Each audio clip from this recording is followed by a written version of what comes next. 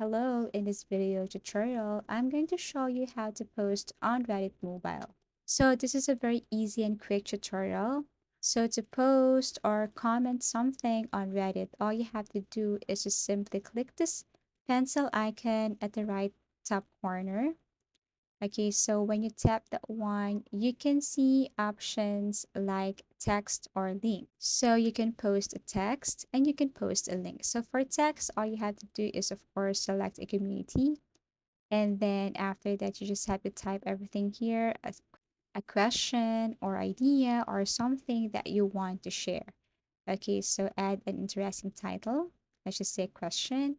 And then here is your text. You can add a text here.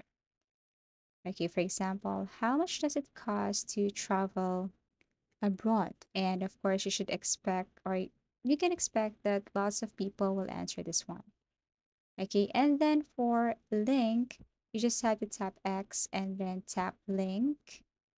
And then you just have to copy a link from other site, paste that here, and then post. As easy as that. So again, tap the pencil icon and then tap link, and then they have the same feature with the text. So select a community, add an interesting title, for example, YouTube, everything about YouTube, and then paste your link here.